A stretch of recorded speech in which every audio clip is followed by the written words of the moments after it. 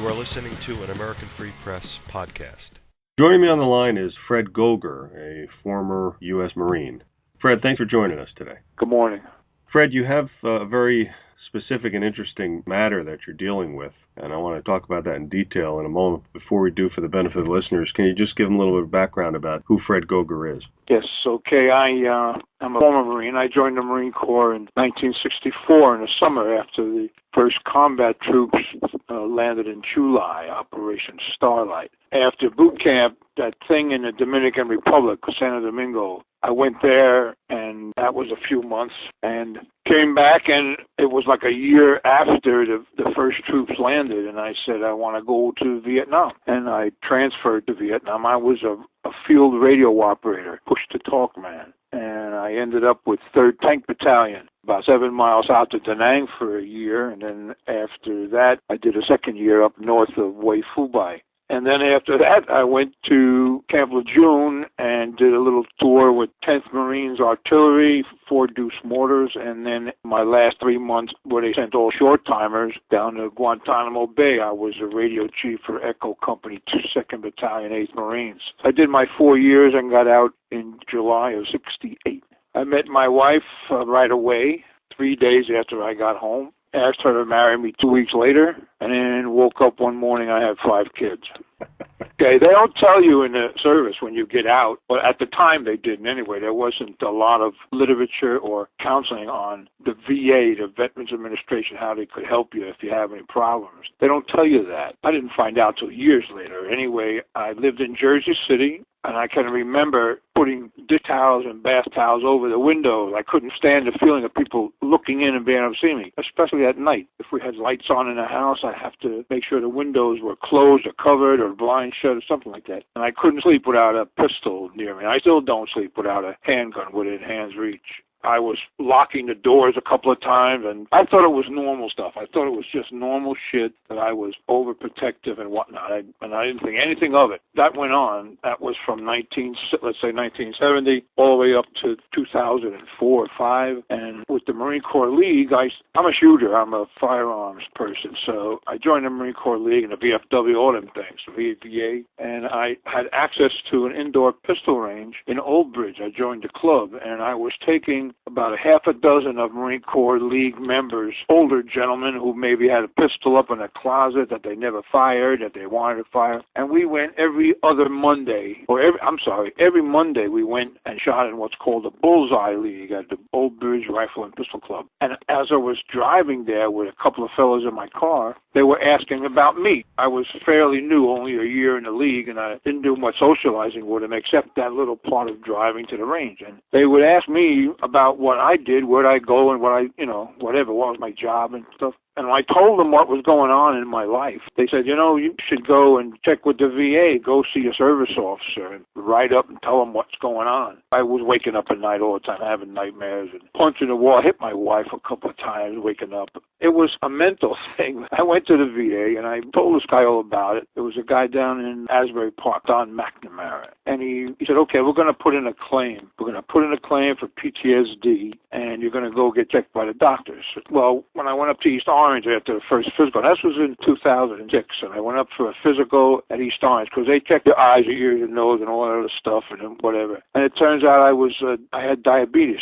I was diagnosed with diabetes. And if you were in Vietnam and you had diabetes when you got out, the VA looks at that at the time that you got that diabetes from exposure to Agent Orange. I didn't realize that because nobody ever said anything like that. So I had gone for 40 years, almost 40 years. And then finally the VA's, oh yeah, you're diabetic. So that was a automatic 60% rating. And then that was 2006. In 2008, I was elevated to 80% because I developed neuropathy, which is nerve damage in your feet and your hands. And then in 2009, I was elevated to 100%. The VA gives you ratings and compensation on those things. They don't add up your percentages. My percentages add up to 190%. Because I have nerve damage and tinnitus and left side, right side, neuropathy problems. So the 100% came from the PTSD. I have been going to group therapy since 2007 or 8 or something.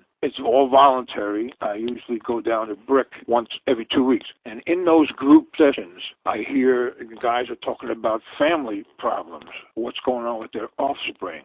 So I'm thinking I should have talked to somebody about this stuff, because at the time, let me get it right here. My second son, who was born in 1979, Matthew, he had to get a spine operation, cut off a piece of his spine out of his tailbone. It had spina bifida. And I put in a claim for him with the VA. I talked to my service officer, said, what's the story on this? And it turns out that the VA only recognizes certain spina bifida cases on offspring of Vietnam veterans. And they said, okay, yeah, you don't get nothing. You got it. We're sorry, and that's it.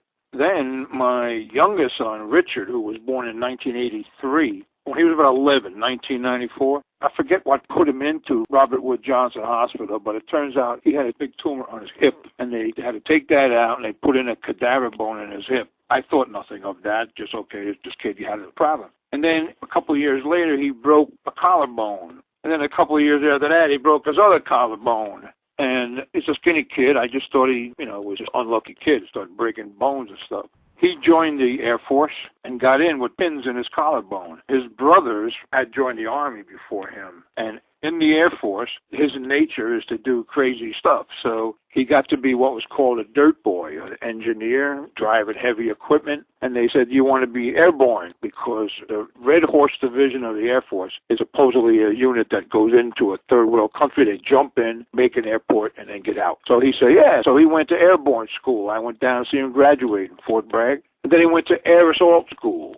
It was set up supposedly as a machine gunner in the helicopters that they would take to do their job. He did a year on the Afghan border, nothing to write home about. He came home, and to keep his jump status, he had to jump every once in a while. Well, on one of his jumps, he ended up busting his thigh, his hip, and misaligning his back, so that now he has they call it spinal stimulator attached to a wire running up his back, and he has a little box he wears like a pager, and he'll press it if the pain gets too bad. One of his legs is slightly shorter than the other one, and he's limping. He'll be limping for quite a while. He's medically retired after about 8 years in the Air Force as a staff sergeant. And then after that, that was about 2007 or 8 or something. In 2010, he was diagnosed with testicular cancer, and they cut off one of his testicles.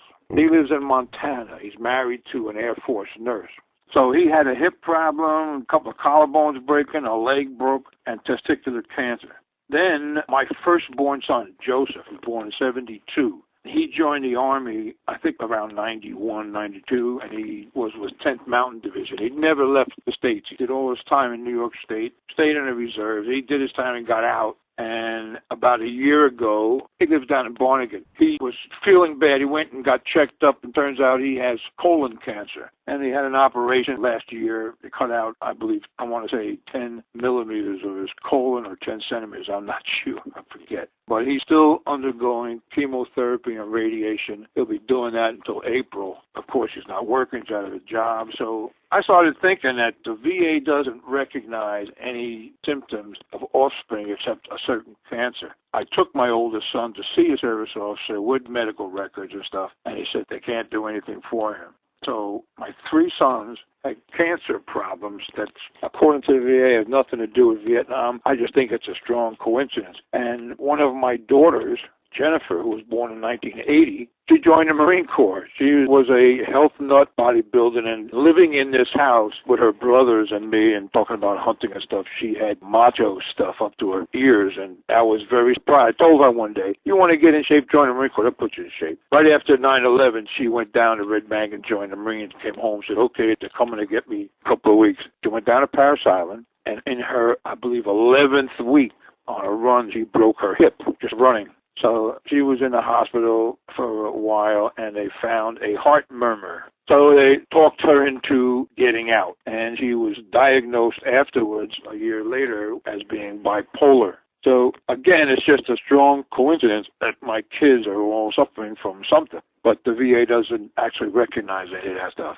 I don't know if it does have anything to do with me, but all my sons, they make jokes and say it's all your fault. They're blaming me on this stuff. Right, and that was Joseph, Matthew, Richard, and Jennifer. What about your other girl? My oldest daughter, Samantha, I haven't had any contact with her. She has kind of like disowned us about 5 years ago. She says it was my attitude in the house. My children, my Jennifer, Joseph, Matthew, they had to write up statements for the VA just to say what it was like living with me. And Samantha, she had left. Teenage daughters, and fathers, no matter how they grow up and what rules you place on them, once boys come into play, all those rules go out the window. Samantha was a beautiful girl. She went to Barbizon. They were interested in her. I put her through that school. Never went anywhere. She was a tall girl, 6 foot as a high school senior, blonde hair, blue eyes. Beautiful girl. She was a basketball player. All my kids did something, but Samantha played basketball in a city league from when she was like 9 or 10, right on up to high school. And in her junior year at Middletown North, she was the starting center for the team when I believe they went to state champions that year, playoffs. I mean, we went to Rutgers, met the Rutgers coach. She went to the clinic up there. But she met a boy, and that whole thing flew out the window. And during her relationship with the boy, she had given him money. My kids always had a job somewhere at McDonald's or something. I said, if you get enough money to put a down payment on a little car, I'll take care of the insurance for you. She gave this kid money and gave her savings. I got really pissed at that, and I said, we're not good enough here, and get out. I threw her out of the house for 2 days. I said, go live with him. She went to his house, and then I went and got her back. I kind of tracked her, followed her around. If she went out, she didn't like that. So it turns out she has said to people, it's because the way the household and my father's attitude, I don't want to have anything to do with him. So it's been about 5 years. There's been no contact. She's married. I have 2 granddaughters there. So that's my 5th child, which unfortunately was my favorite. That's my firstborn daughter. But that's the story with Samantha. It's a shame. Yeah, it happens to a lot of people. Yeah. As far as Agent Orange, that's pretty well documented, and your ailments are common to people who are suffering from side effects of Agent Orange, like the neuropathy and the diabetes. But you said you were in Camp Lejeune also? There's only 2 stateside real camps of the Marine Corps. There's Camp Pendleton and Camp Lejeune. And if you live east of the Rockies and you join the Marine, you're going to be stationed out of Camp Lejeune. I mean, that was my home base, I guess you'd call it. So I went to the Dominican Republic from Camp Lejeune. I went to Vietnam from Camp Lejeune. I went on a couple of cruises down the Caribbean with 10th Marines out of Camp Lejeune. And I went to Guantanamo Bay out of Camp Lejeune. The 4 years in the Marine Corps, though, I don't know if I stayed 4 weeks in Camp Lejeune. I was always coming or going. Right. But that was my home base there. As far as that water baloney goes, I wasn't there at discharge in 68 in the summer, so I wasn't there in the 70s, which I thought basically was the water problem. Yeah, the problem actually went from 53 to 87. Oh, okay. What it is it centers around Marine Corps service members and their families living at the base, bathing in and drinking the tap water that was contaminated with these harmful chemicals. But yeah, last year actually, not even a year, in August 2012, Obama signed an act into law to provide medical care for people who may have been affected by the contamination. Have you looked into that at all, Fred? No. Let's take a look at some of the, if they have it here, some of the ailments, see if they might be applicable to your boys. And the bill is called the Janie Ensminger Act in honor of Jerry Ensminger and his daughter Janie, who died of cancer at age 9. And the bill applies to 15 specific ailments believed to be linked to the contamination, including cancer of the esophagus, lung, breast, bladder, or kidney, leukemia, multiple myeloma, myelodysplasic syndromes, I don't know what they are, renal toxicity, hepatic steatosis, don't know what that is, female infertility, miscarriage, scleroderma, don't know what that is, and or neurobehavioral effects of non-Hodgkin's lymphoma. The Department of Veterans Affairs is assigned by the bill to provide the medical care, says to fund the medical care. The bill extends higher fees for VA home loan guarantees to October 1st, 2017. Any of those ailments? No, it doesn't sound familiar to any of my kids. You first started with Matthew. What's his prognosis? He has no further problem with his spine, so he suffers from, I forget the term, but it's like water on the brain, hydrocephalus maybe, where he was suffering from migraines years ago, but that seemed to stop. He's asthmatic, but I don't think that has anything to do with it. Matthew joined the Army about 1997. He didn't want to go into reserves. He wanted to do a 3-year contract. So he took a police job, a prison guard, corrections officer. Right. He went to Fort Leavenworth and did 3 years in that prison as a correction officer. He had no medical problems other than being an asthmatic. He was fine. And he had some migraine problems, but he still did his 3 years and got out. I haven't heard anything medically wrong with him now, lately. He's out in Montana also. He went to guide school in Idaho, which didn't pan out, and now he's going to school for welding. He's out in Hamilton, Montana. So he's doing okay then? Not really. He's unemployed. He was a policeman for a year in Miles City, Montana. But just before he came time for him to join the union, he got through his apprenticeship. They had job cuts in the city, and him and 2 newer officers got laid off. So he went back across the state. Montana is a very long state. He went back across the state to be near his brother, who lives in Great Falls, Richie. He kind of based himself in Hamilton and was looking for a job, and that's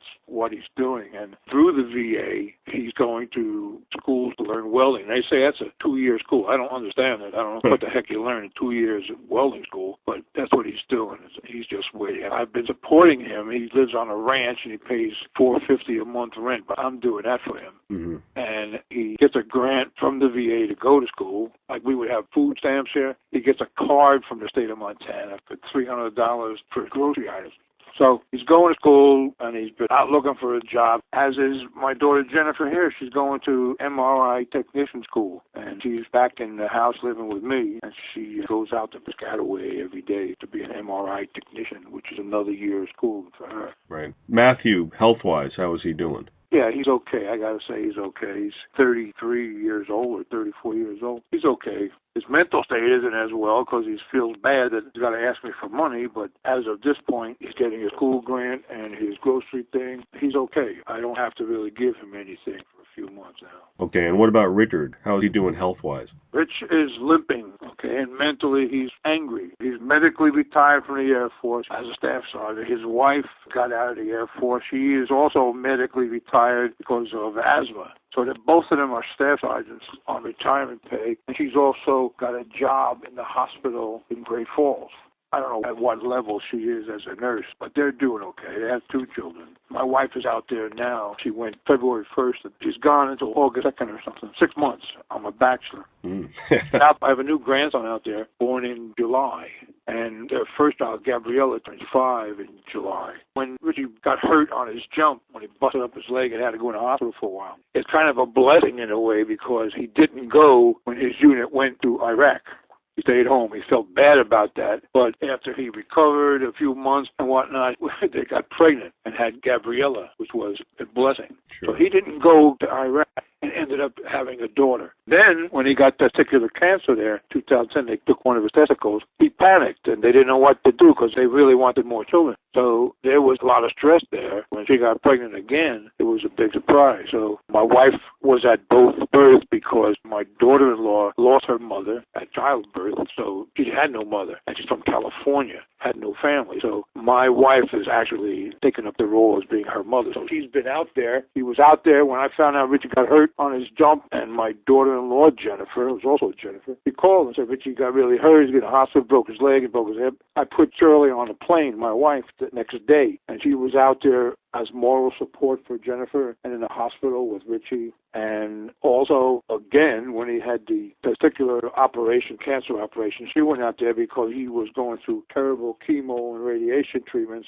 where he was sick all the time. And Jennifer was still in the Air Force and had to go to work every day. So my wife was out there with Richie, like doing a bedside nursing and helping him do stuff because he was really sick for quite a while. And then again, when Jacob was born, my new grandson, she was out there for that birth and was there in July for, I don't know, about a month. She's out there now because Jennifer has got to go this week, I believe, down to Atlanta, Georgia for 2 weeks for training. And Shirley's going to help Richie with the 2 kids because Gabriella is in daycare and she enjoys it, so they want to keep her going to school. So Richie will take her to school and my wife will be with the baby. And that's going to be for 2 weeks. And then in June, my son Richie, who is also a shooter, he's going to go and shoot in the Matthew Quigley buffalo rifle match at the other end of the state for a week. It's a week on the rifle range.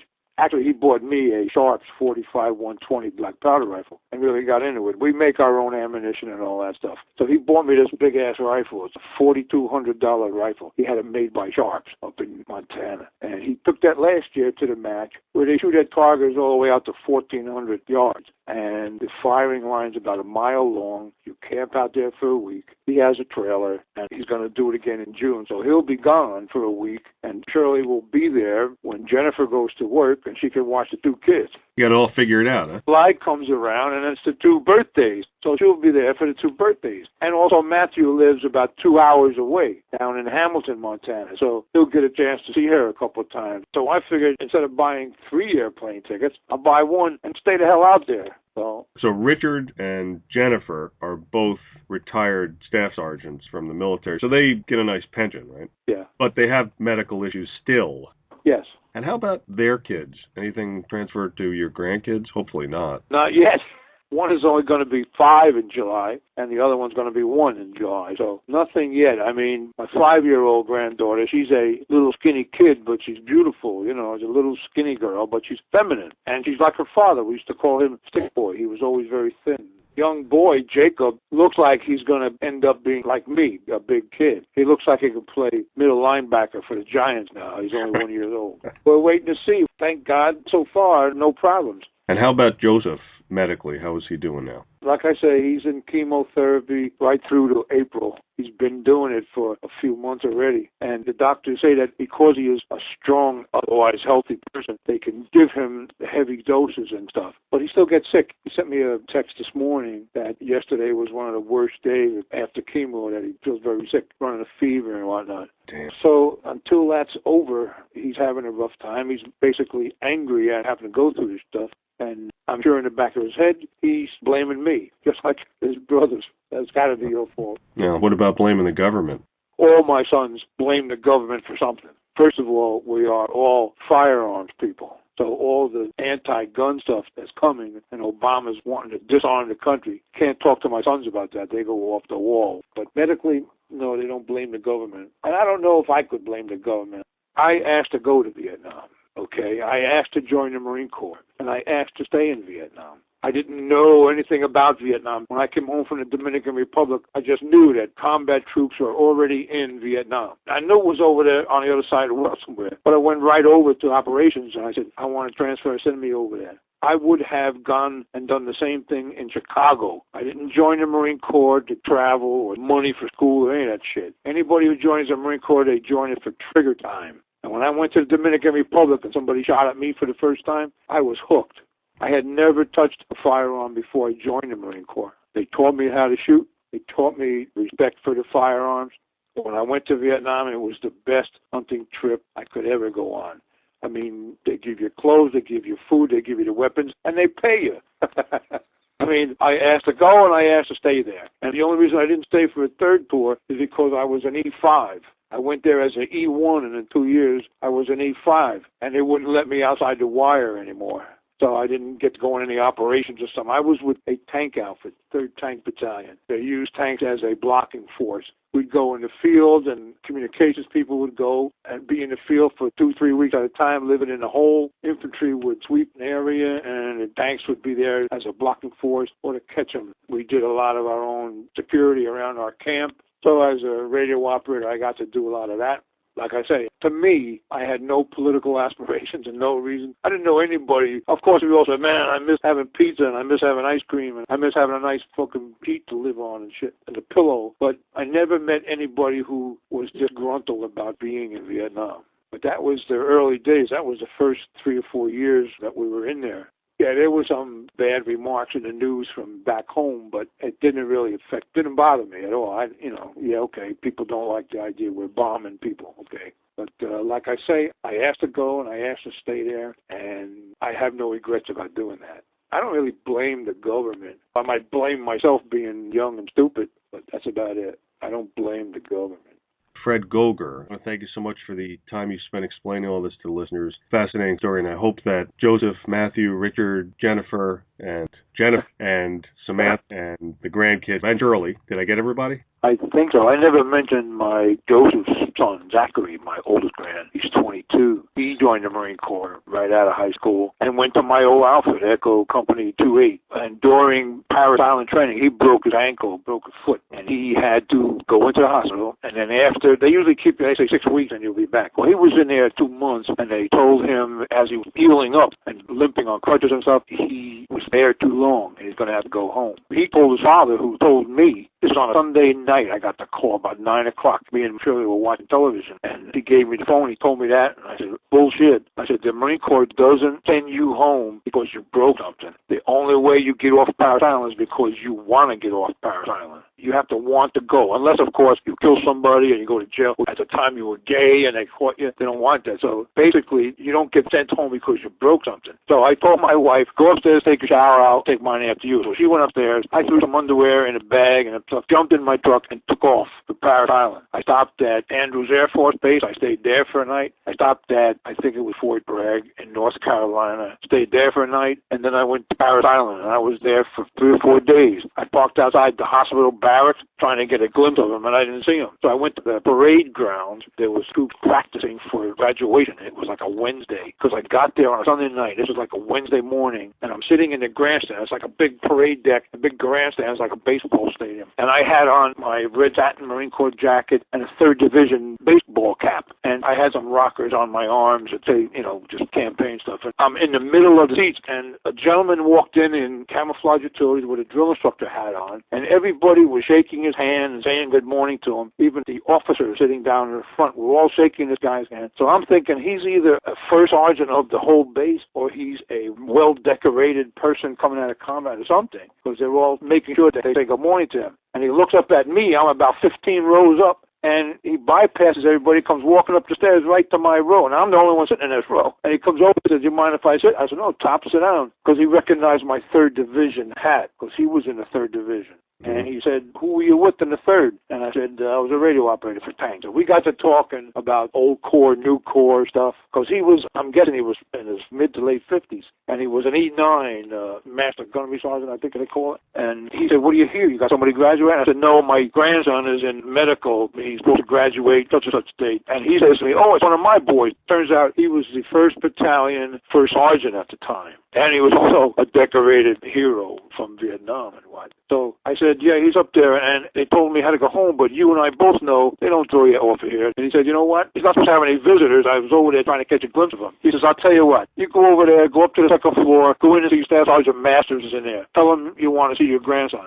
I said, okay. So I take my truck over there. I walk into the barracks, and I'm going by all these kids that got casts on their foot outside. They're walking in crutches, and they're all saying, good morning, sir. Good morning, sir. And I go up, and I knock on his door, and I go walk in this little office, and there's like 3 guys in shorts and T-shirts, like running suits, that are the drill instructors in there. And they all stop what they're doing. And one guy looking at me, and I went right up to his desk, and I said, I know you got him here. I want to see my grandson. He's got an ankle injury, and I want him for 60 seconds, and you can have him back. So he says, what's his name? And I said, Goger. So he goes on the phone. He goes on a computer, finds out where he's located, goes on the phone. He says, come with me. We go outside back into the barracks area and go into the barracks. And all these kids are in there with problems, arms and feet, legs and stuff. And they're all scurrying around. They fix their beds or something. And the DI yells out, where's Goger? And somebody comes, he went by the barbershop. So the guy said, go get him.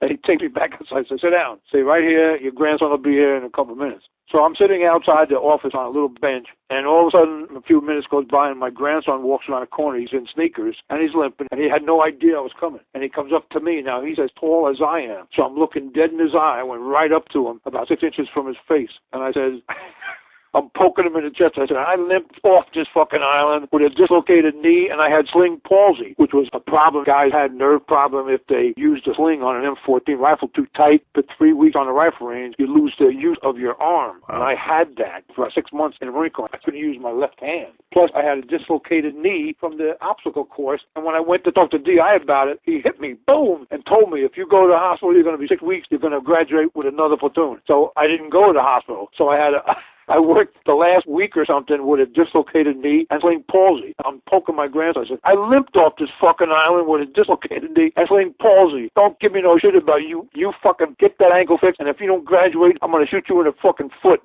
I said, now get back in there. What happened? He's got tears in his eyes. He didn't want to cry in front of me, but he turned around and said, okay, and he went back in the office. And I later learned when he graduated, we went down for graduation, that the guy in the office said, who was he? He says, that's my grandfather. That's a great story. So all the way fucking down there, I was away for a week. I didn't call my wife till I hit North Carolina and said, I'm okay, I'm going after Zach. And that was it. You even said to him, I just need 60 seconds with him. Is that all it took? It took me 30 seconds. Wow. 30 seconds. He graduated. Yes, he went back, and in his therapy, he was in the gym, and his old drill instructor for the platoon he was in came in to see him and said, hey, I hope you're doing okay because I want you back. See, after they graduate a series, those drill instructors pick up new guys. So his original platoon had graduated, and his drill instructor picked up a new platoon, and he came to see Zach and said, I want you in my platoon. So he did, and he graduated the following January, and I took the whole family down there, me and Shirley, Joe, Matthew, Richie, Jennifer. We all went down to Paris Island for about 4 days. What about Zachary now? Now, he is back living with his father now. He's got his truck driving license. He had a job. He was working out in the West around Wyoming, but he's back now, and he's with his father. He takes him to chemo and whatnot, and he's planning on going back to Wyoming, driving a truck. I think he has aspirations towards a oil pipeline from Alaska and working somewhere in there. There's no medical problems as far as I know with him. That's good.